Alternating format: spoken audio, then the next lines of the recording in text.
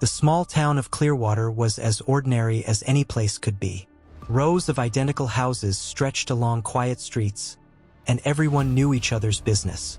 For 16-year-old Alex Hayes, life was about as exciting as watching paint dry. High school was a slog of endless tests, awkward conversations, and unremarkable days. If someone had told Alex that his life was about to change forever, he'd have laughed in their face. It all began on a warm spring afternoon. The school bell rang, releasing students into the weekend. Alex shuffled out with his backpack slung over one shoulder, his best friend Nate trailing beside him. "You coming over tonight?" Nate asked, adjusting his thick-rimmed glasses. "New game just dropped, and I'm ready to crush you."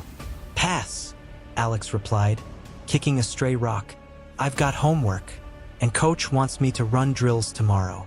Apparently, I'm not dedicated enough for the team." "Dude, you're the fastest guy on the squad. What's his problem?" Nate exclaimed. Alex shrugged. "Guess being good isn't enough anymore. Gotta be perfect." They parted ways at the corner of Main Street, Nate heading home while Alex wandered toward the woods.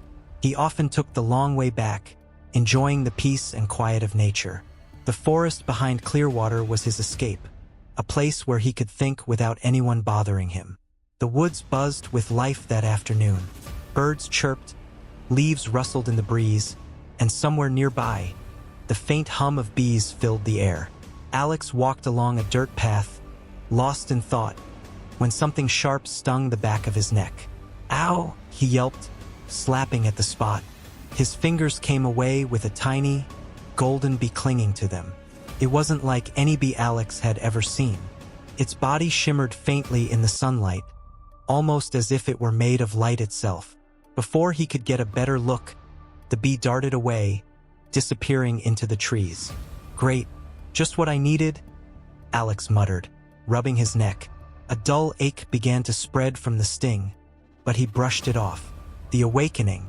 That night, Alex lay in bed, tossing and turning. The sting on his neck itched like crazy, and his body felt strangely hot. Beads of sweat dripped down his forehead as a strange buzzing sound filled his ears. He sat up abruptly, clutching his head. "What is happening to me?" he groaned. The buzzing grew louder, as if a swarm of bees were trapped inside his skull. His vision blurred, and for a moment, he thought he saw glowing hexagonal patterns floating around him. Then, just as suddenly as it began, the noise stopped. The next morning, Alex woke up feeling different. He couldn't quite put his finger on it, but something about him had changed. His senses were sharper. He could hear the faint chirping of birds outside, smell the distinct scent of the coffee his mom was brewing downstairs, and see the fine details of the cracks in his ceiling as if through a magnifying glass. When he got out of bed, his legs felt springier, his steps lighter. He bounded down the stairs in record time, nearly startling his mom. "Morning, sweetie," she said, holding out a plate of toast. "You're up early for a Saturday."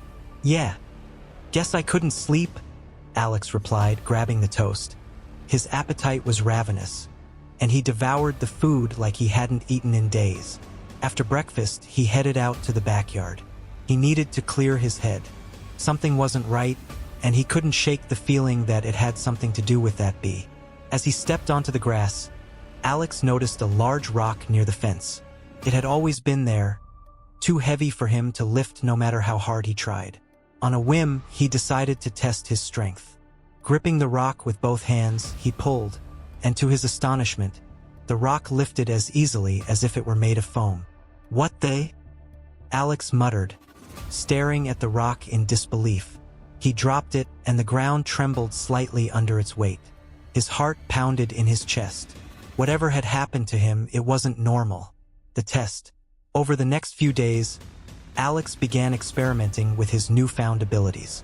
He discovered that he could jump higher than anyone else on the track team.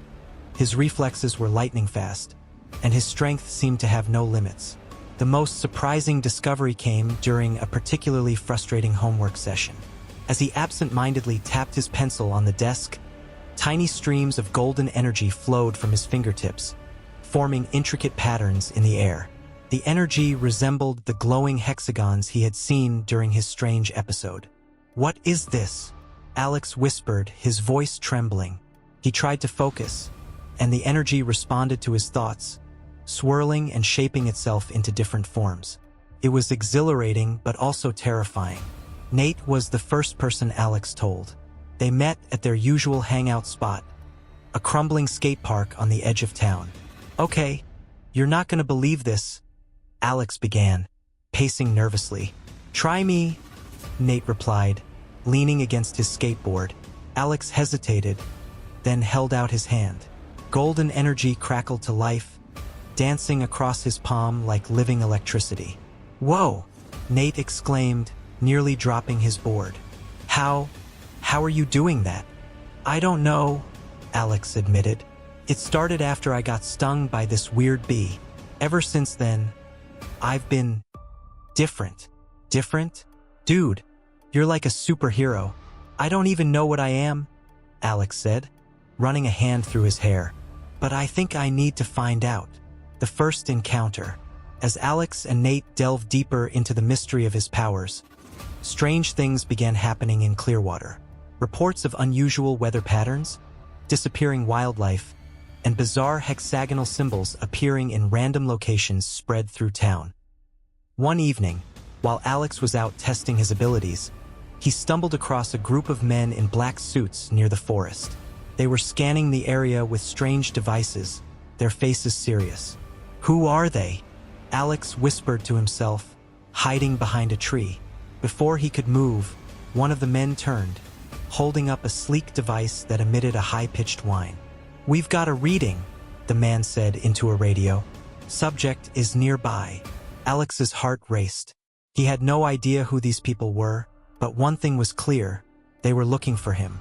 "Time to run," he muttered, and with a burst of speed, he disappeared into the night. To be continued. This opening sets the stage for a thrilling adventure as Alex grapples with his newfound powers, discovers their origins, and faces the mysterious forces hunting him. Let me know if you'd like to expand on any particular aspect.